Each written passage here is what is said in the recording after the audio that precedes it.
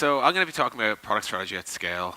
This is a rare thing because I don't often get to speak in Dublin or in Ireland for that matter. So you're going to hear Des Traynor talk in Des Traynor's actual accent for once, as opposed to the usual conference thing I have to do, which is great. Well, it's good for me anyway. Basically, Intercom's like 7 years old, and this talk is really about, I guess, what the lessons learned from the last couple of years. A lot of the early stuff we would publish or the early talks I'd give would be more about like if you're just starting out. And whilst all that's still relevant, I hope certainly what we're finding now is like that sort of well-known phrase in startups that what got you here won't get you there. And this talk is really about the sort of the transitions, transformations, and kind of learnings going from like either like 4 people to 500 people, or from no revenue to lots of revenue, or whatever particular axis you want. And a lot of this comes down to strategy. And the sort of the things we'll talk about is basically why does strategy actually matter? How does it inform what you build? How do you keep a company aligned around these sort of strategic objectives? And lastly, like when you have it all set up, how do you actually keep it on track? And all of these are problems if you happen to actually, when you actually break out of the sort of, founders only faces, everyone sitting around one table trying to work on one thing. The very second you kind of cross out of that space, all of this starts to get very, very relevant very quickly. So just to immediately cut this one off, this is without doubt the most common question I get when I give an intro like that, which is, can we skip all that shit and we'll just talk about jobs to be done for an hour? We can't, because that's not my talk. Bob's here tomorrow. So what we're going to talk about instead is actual strategy, and I think it matters to me a lot, because whenever I say meet with folks from other startups where they're struggling at any sort of point of maturity, when they explain to me how they've structured their org and what everyone's doing, it feels a lot like this. This being that like everyone's doing what they consider to be the right thing. None of the things that they're doing are objectively bad things, but they're not necessarily cumulative. They don't like support each other. They don't actually add up to anything. If they were all vectors and you added them together, as per Elon Musk's quote about vectors, you wouldn't get a lot. And what you want to do is get it more like this, right? You want to sort of get them all pointing in the same direction. At this point, you're probably wondering how long did that take in Keynote? The answer was quite a while. Yeah, I'm a busy guy. But this is what genuinely how I think the sort of the difference is. Like you get such a different company when everyone's actually supporting each other and working on the same thing in the same way with the same sort of known objectives. And a lot of people will stop once they get this correct within product. As in, right, we all know what we're building, but actually this is really only part of the problem, because you can have a whole product team that agrees on what we're doing, but if it doesn't work well, if like everyone else in the company is also not in support of this. The biggest problem that you'll find, and this is a quote from our COO, Karen, is that like your strategy and your decisions have to ensure that you can build the thing you're selling and that you can sell the thing that you're building. And most of the time when shit's gone wrong in a company, one of those two things isn't true. You're either not building the thing your sales team or your marketing team are trying to bring out there, or the exact opposite, you're selling something that doesn't exist. And like that distinction is quite like important. If for whatever reason you're selling something that your product team aren't aligned on, or you're building something your sales team aren't aligned on, bad shit happens basically all over the company. There'll be all sorts of fights. Everyone thinks everyone else is wrong. Usual sort of stuff. So one thing a lot of this comes down to for me is like this idea of principles. And probably the biggest weapon you have when you're trying to scale a company is turning the decisions you make into principles. In fact, every decision that you make, in some sense, when people come to you in your org and they ask you a question, hey, should we do X or Y, or should I work on P before Q or whatever, it's almost always a lack of sort of a company-wide principle that's kind of guided that. Now, as a sort of, if you're like I was a few years ago and you're somewhat immature in your role, you'll find that like you actually kind of like that. You like the fact that everything has to be like passed by your plate, or like passed through your hands before it goes out. What really holds you back there is yourself. The phrase I often say to people is, if you're irreplaceable, you are going nowhere. And going nowhere has two connotations. I'm kind of reminded of an Irish politician once who loudly proclaimed, I'm going nowhere, and everyone was like, well, we all agree on that. But genuinely, if you're irreplaceable, you can't go anywhere. And the way you make yourself actually genuinely replaceable is that you communicate not your decisions, but how you make your decisions, so that you don't have to make them all the time. And these decisions can be anything. It should be, the sort of stuff that would frequently pop up in a company like Intercom. Be like, should we do this integration, or should we build this feature for this big customer, or the sales team want X, but the marketing team are saying Y. How do we decide this discussion? And all of these things represent decisions, but you have to turn them into principles so that they don't come back again. It's like you have to solve the sort of the master problem here. And the way you do that typically is you look for things that are either frequent or generalizable. So if something's being asked all the time, what you'll see is, every other day somebody wants a Jira integration. Okay, cool. Or hey, all the time we need, and obviously in that case you want to find, well, why haven't we built it yet? What's the actual rationale here? So I don't have to answer this question every day. How can I answer this in a way that actually works out? Similarly, the sort of more rare ones will pop up all the time too. And this is the idea of like, should we do this, should we do that, etc. And what you want to find there is, what's the common question here? And that common question is actually what you need to get to, which is like, well, what's our stance in integrations? And if you can explain that and explain the principle behind that, then you don't have to have this argument every day. That's one whole chunk of conversations you can just cut out. And you can do this at a higher level. You could say, what's our stance on actual things we do in the product, or what's our stance on features we will or won't build, or you can go all the way up to like various levels of abstraction to like, what are we actually here to do? But the key point is, if you're not able to communicate in these slightly more abstract patterns that actually form principles that you can give to people who can then weaponize them and actually make local decisions, you're always going to feel like you have like 0 minutes a day free, because you're just constantly firefighting, and you turn into this sort of decision factory rather than being like a leader, or rather than being like somebody who's actually driving the company forward. So that's the first piece I just want to clarify, is that like the bedrock of like actually your company and your product strategy is like your own ability to turn these decisions into principles. And if you're closer to the execution line of things, it's the idea to look, instead of going to somebody else and saying, hey, why aren't we building a Trello integration? It's actually to ask the better question, the question that will cover you for more use cases, which is, in what conditions would we build a Trello integration, or what is our stance in integrations? And you can sub integrations with like time tracking features or ticket sales or whatever the hell it is your product does.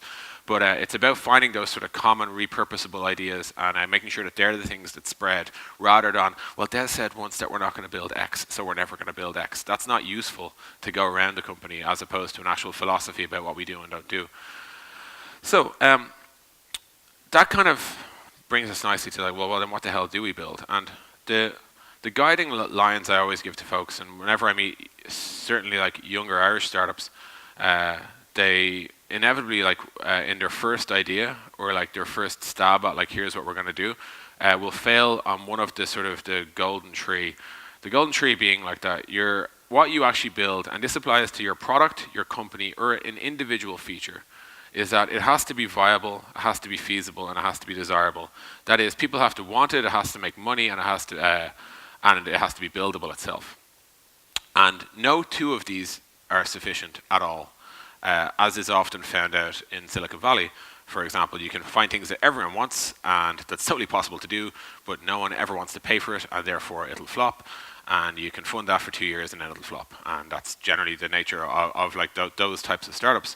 Similarly, we have the other extreme, something like, say, Theranos, where everyone wants it. It would definitely make money. There's only one little problem. It's actually not possible. And you can find variations of this theme all the time, but this is the key idea. A second thing I sort of say, if you're trying to go for a product that you want to have success beyond, maybe like $1 million in revenue, or you want to have success beyond like paying your own salary, is that you need to find a problem that is at the very least big or frequent, ideally big and frequent, but never rare and small. And unfortunately, the rare small problems tend to be pretty easy to build. They tend to be like, you can come up with them, they can solve some local use case for you, and you might feel, well, if I can just get this out the door, I'll be good. That is true. You'll have a really small, successful product, but small being the operative word. And that might be fine depending on what your actual personal objectives are for how you spend your time. But the key ideas here is that a problem can be big or small. And if it's big, people will pay to get it out of their lives, even if it only occurs once or twice a year. Something like moving home is a big pain, so people will throw money at it. Also, a problem can be frequent but small. So it's something that nags you every single day. People will probably install an app for that. They'll probably spend a couple of dollars on that.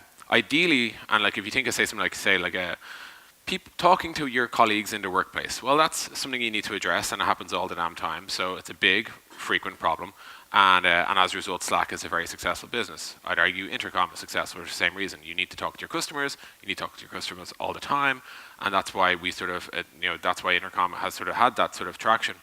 The danger zone here is just shit that's rare and small. No one will pay for it. You won't be able to monetize it off advertising because it doesn't get enough usage because it's not a frequent problem. It's a bust flush from the start. The third example here is just and this is specifically relevant if you're a consultancy out there looking to sort of spin a product out of your consultancy. Most of the time you end up building a product that requires a shitload of hand-holding for a $49 a month subscription. Or it doesn't really matter, it could be like a $4,900 a month subscription. The idea being you're going to spend days and days and days onboarding your customers. It will not work out in the long term. It's really, really hard to make money in the lower right here, because if you take like something, a great example would be something like say Spotify. If Spotify have to talk to a customer just once, it nukes about 18 months worth of their profit off that customer. So they don't really want to talk to their customers, right? They could not afford to fly a Spotify engineer over to you and sit down and show you how to make the Discover playlist work. It would not be ROI positive. And it's just worth thinking about that, like how much of you is involved in your product. And if you're not going to make a lot of money per customer, it needs to be zero on you. If you're going to make a shitload of money per customer, yes, you can throw humans at it, knowing that there's trade-offs in your sort of margins. And then just a quick word on scoping here. In general, like most people either I'd say most startups try to bite off too much, and I'd throw Intercom into that mix too. Typically what happens here is we sort of say, well, here's the problem. In this case, this person wants to grow their business, and we want to have them end up in a solution where they've grown their business and they've made some money. And there's a lot of steps required to get from one to the other here. The steps look like things like grow an audience, talk to them, qualify the leads, get them having conversations with salespeople, hand them over to sales, etc. And if you can do all that, that's an end-to-end solution. An end-to-end solution is a nightmare for an early-stage startup to build, or even honestly a scale-stage startup, because of the multitude of ways that companies will do different things at different steps. It would be a nice idea if every company behaved the exact same way at every single step. Then you'd have a very, very simple product to build. The reality is it diversifies, which means you have to build a shitload of software to make any of this work. The way you typically solve this is you scope your product down to be like the smallest acceptable subset of this flow that you can actually solve. So that means starting at the right point. So when you look at your user journey, you say, well, where do we start? Let's start at the first place in this user journey where we can add unique value. And unique value might mean faster. It might mean you can use it in more places. It might mean it works on mobile. It might mean it's more accessible, cheaper, whatever. And then whenever your start point is, ideally to get traction, work out how you can integrate with the previous step. The thing you don't do, how can they seamlessly transition into your product? And then similarly on the far side, you need to plan where you stop. And typically I'd advise people to stop if the next step usually involves you going up against a super huge company. If the next step would be like charge a credit card, or like order a book on Amazon or something like that, you're not going to be able to compete with all of that. So let it go. If the next step is done in a very different way by lots of different customers, so like a classic example here would be something like payroll processing. Payroll processing is basically done 196 different ways in 196 different countries, and the way tax is paid and all that is a nightmare, which means you have to do a lot of work to make it work. So if the next step kind of forks out into a load of different possibilities, that's usually a good sign to stop and just make it really easy for people to draw their own next step. Or lastly, if it's something you just can't innovate on. So if the next step is, at this point they normally phone a person, fine, let them. Like you can't actually cash in on that value. So what this typically looks like is when we see steps like this, and this is going back to our earlier example, if you see a workflow like this and you might think, right, sweet, this is all our company has to do. This is one beautiful product. Well, what I'd point out to you is it probably isn't. It's probably 4 products. It might be 5. And your job is to pick the piece that you're going to do. And then when you pick that piece, you sort of work out how do we set people up to integrate in and how do we set them up to move on.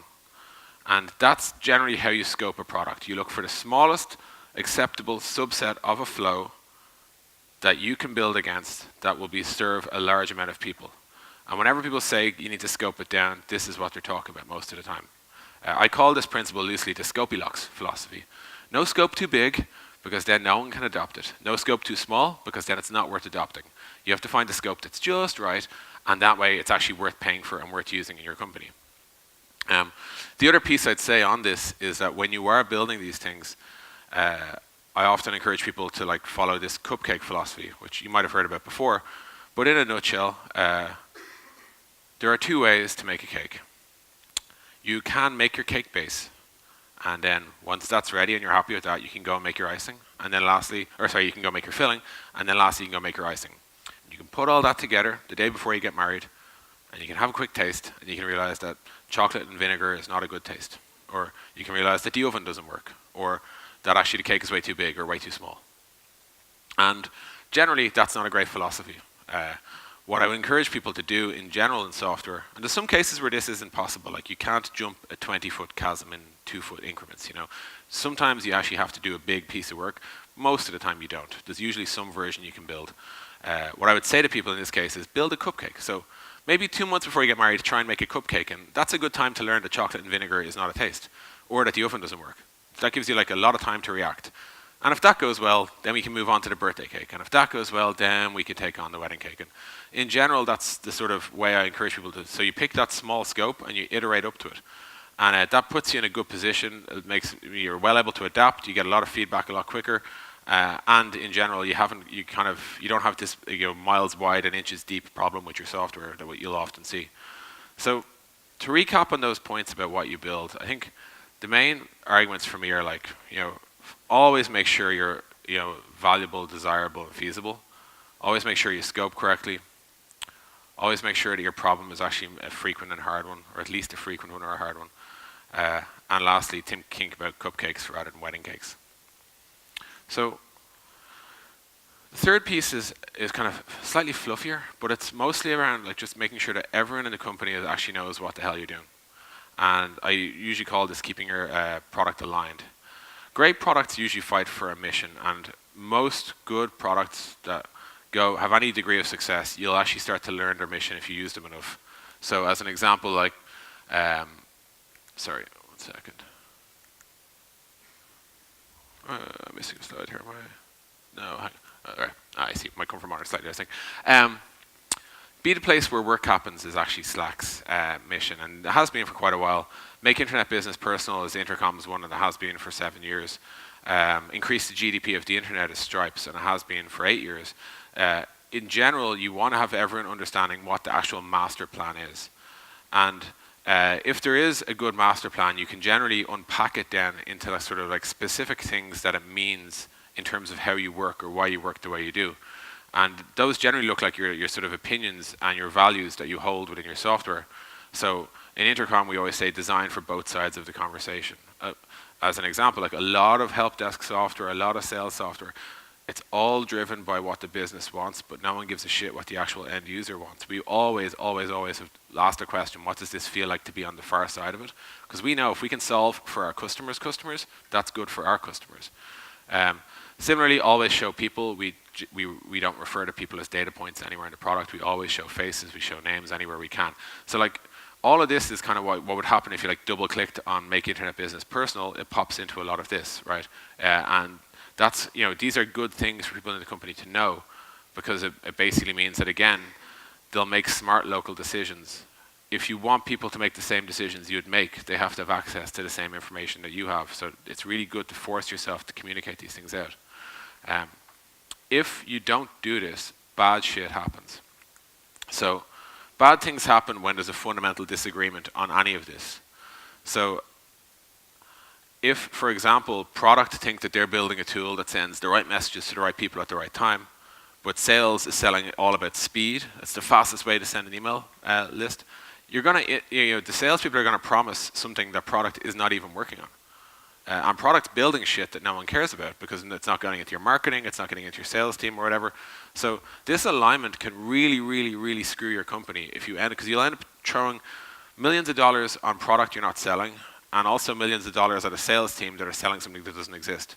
And that's, I'm no mathematician, but that's a lot of money to waste. And the worst thing happens is, and this can happen at any stage, if you let or encourage people to iterate independently on what they think they're doing, it gets worse. So if these teams get together and they have their offsites and they rent their hotel rooms and they go off and say, well, let's refine our messaging, they're only going to get further apart, right? Like they're only going to get further apart from each other. And that means that product will get more producty and sales will get more salesy, and never did the two meet. And then you're definitely not going to build what you sell or sell what you build. And generally, like the knock-on that you'll see of this a lot is that if a function isn't doing their job properly and collaborating properly cross-functionally with their colleagues in sales, marketing, support, finance, analytics, you name it, stuff will go wrong. If a product team is doing its job, it isn't doing its job, or if they're misaligned, or if they don't get what the hell they're trying to do, what they'll generally tend to do is build stuff that's impossible to market, or build stuff that genuinely no one wants but it looks cool, or they'll ignore working on valuable but boring stuff for like fun, innovative stuff, but they're generally out of sync with what we're actually trying to do in the company. Similarly, if a marketing team is out of line with anyone else, they'll run marketing campaigns for products that literally don't exist, and that's not a great position to be in, because if you iterate on marketing in isolation, what you'll get is ads that people click on for things that they want, which is great. Only problem is it's not what you're selling, and that's this is generally whenever you see a marketing team iterate in isolation, what you see is more of like click here to blah blah blah, and you click there and you're like, well, where the hell is the blah blah blah gone? It's because they're iterating without product in a loop. And similarly, sales team can just sell things that don't exist, or they can make promises that don't exist, or they can hand over to customer success. And it's like, here, I told this person that we're going to like quadruple their conversion rate. Over to you guys, and that can happen if everyone's not agreed on what the hell we're doing. The key point here again is just build what you sell and sell what you build. And if you can get that right, you're basically 3/4 of the way there, from what I can see. So just to recap on alignment, like, you do need this unique vision for what it is your company is doing, and it needs to kind of unpack itself into opinions and values that your company holds. Product sales and marketing need to be fully aligned on what it is you're doing, and they shouldn't iterate independently. If your sales team are having an offsite to like work out what we need to do or how we need to reframe our sales pitch, there should be somebody there from the product team or somebody there from the marketing team. That's how you keep it grounded. That's how you keep it somewhat realistic. And lastly, like, as always, build what you sell what you build. So the final piece is just when you kind of are into sort of the later stages of scale and you hit this world of what got you here won't get you there. I think early on, product teams generally tend to work off intuition, gut, inspiration, this sort of sense of like, I've played with a few things in the market and I really feel there's an opportunity here. And that's perfect. That's exactly all you have. Like, there's no point working off data when you don't have any, I often joke, like, you can't do a A/B test with customer A and customer B. You actually need data if you want to use data. And most of the time when you're starting out, you don't have it. But there comes a point when like your output needs to be about more than yourself. And at this point, what's going on in your head and your intuition and your heart and your gut and all the other organs that are apparently product wizards, they don't actually it doesn't scale. You can't hand your gut to somebody. I wish you could. And you can't hand your heart to somebody else, at least not in a product sense. And so you have to make it scale. But the other thing I'd say is, even if it was actually all scalable, it's still not a good idea, because as a company grows, you actually get further and further and further away from your own customers. There's just layers between you and your customers. And that's true no matter what role you're in the company. Like, if you have any degree of success in a 100-person company, by the time it's 500, you're going to be further away from the front line of customers. You'll go from being the person who works on product to the person who manages the person who works on product. And now, instead of talking to customers, your research team talks to the customers. And you just get further away, which means that your gut's bust, right? Like, whatever sense it was, whatever sniff you were getting from the market, you just don't have it anymore. So you need to replace it with some sort of structure that sort of says, how do we make sure we're getting the inputs we need so that we can build the product that we need to build? And a lot of this comes down to like how you actually create your product roadmap. So we iterate on this all the time, like, how do we actually build our product roadmap? What are the key ingredients? And it could be things like, what do our current customers want? What's blocking sales deals? What do our competitors have? Why are people quitting? What's the state of the product? Is there a lot of bugs? Is there a lot of scalability issues, whatever? And basically, what I'd say is how you allocate your time across whatever these ingredients are, and how you allocate your time across them is literally the biggest decision you make in product. It's like literally, how does our product roadmap get built? And the worst answer to that question is, well, I go off into a dark room and I'm like, oh, I have some great ideas, because you're just the wrong person to do it, and you need to have a fully rounded, mature opinion. It needs to involve engineering, design, sales, marketing, finance, analytics. You need to think about all of these things. Are we trying to sell more software? Are we trying to stop churn? All of those questions have to factor in. And it's worth saying like that you can't just go off and make this up. Like some of these things will flare up. Like sometimes you just don't have a choice. We had a time about, I think, 15 months ago where like it wasn't actually anyone's opinion what we worked on. We had to work on product health. We were like, we had stuck with a certain architecture and it got us so far, but we just basically needed a much bigger one for the next billion end users or for the next 100 million conversations. We needed to like get beyond it. And like it was nice that we had cool ideas, but they frankly weren't relevant, because if we didn't do this thing, the company wasn't going to exist. And you're like, okay. Similarly, other ones you have to earn, right? So if you want to work on some cool new shit, make sure that the ship is actually steady so that you have permission to innovate. You won't always have permission to innovate. Sometimes you might be getting outpaced. Sometimes you might be having like chronic, as I said, health issues. It could be anything, like, but like you need to have like you can't always work on the coolest shit. You have to work on the most valuable stuff. And aligning your teams around value rather than innovation, I think, is a really important thing to do. And it's also worth saying that like we've spent a lot of time thinking about how we work and how does a product come into life at Intercom, or how do we pick which features, and when we pick them, how do we decide, should we run a private beta, or should this be open, or should it be a secret, or any of that sort of stuff. And we've kind of settled on the idea that we need like different ways to work depending on what we're doing. If we're actually working on speculative new stuff, we need to have a different sort of philosophy for how that works. Like failure is acceptable if we're trying something new that we don't know will work and we don't know if it'll resonate in the market. You have to be open to the idea that it won't work, otherwise you literally won't be able to come up with any new ideas. Similarly, if you're doing it, it should be something that, like, if it does work, will really differentiate your company, right? It can't just be like, all right, we come up with a whole new way to do the same thing as everyone else. That's not really that valuable. But then there's another type of work where like it's relatively well understood, and if you're at Ryan Singer's talk tomorrow, he talks about slopes of uncertainty. It kind of resonates a lot with this. When you know exactly what it is, it's a closed scope. Like you're kind of like, okay, well we need to build a better permission system, and why? Because X, Y, and Z. Okay, well I guess that's that. Like there's no sort of let's reinvent the idea of permissions. No, like we don't need to. It's pretty core. And your method for working through those things, it doesn't necessarily involve like your product team or your engineering team going off to the forest to debate philosophies. It's actually just, hey, we just need to build this thing. And you know, depending on what the product you're doing, sometimes it'll be all the way to the left and sometimes it'll be all the way to the right.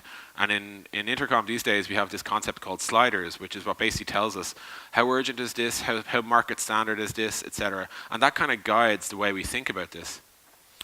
The other piece that happens as you sort of scale up is that I think every piece of product work needs to have some sense of a revenue hypothesis. Like it's a bad outcome for the entire company to be totally divorced from the realities of what actually pays the bills.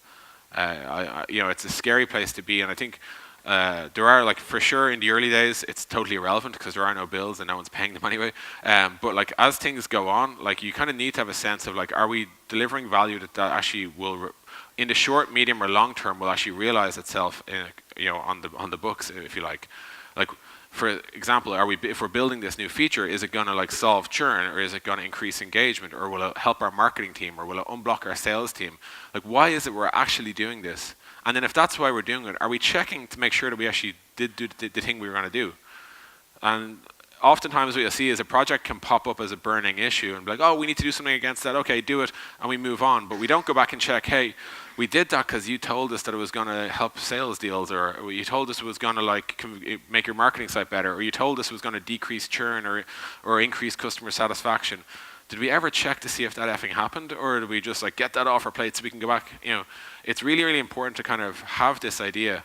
It's the only way you can kind of justify massive product investments. When you're talking about like product teams in the order of hundreds, or like you know potentially thousands, you need to actually have a sense of what the hell it's going to be and what a return might look like. I'd also say just on this, like adding new features just to close deals, that word should be deals, not details, which is ironic. Adding new features just to close deals is actually kind of easy, but it does lead to consulting wear in the long term. And this is probably like the most tricky balance you'll face as you kind of scale. If you literally just accept, like if you behave like an order taker who's like, and you'll sign when we get what? Oh, okay, we need to build that. You'll end up with something like the file matrix, right? Like the world's most complicated shit.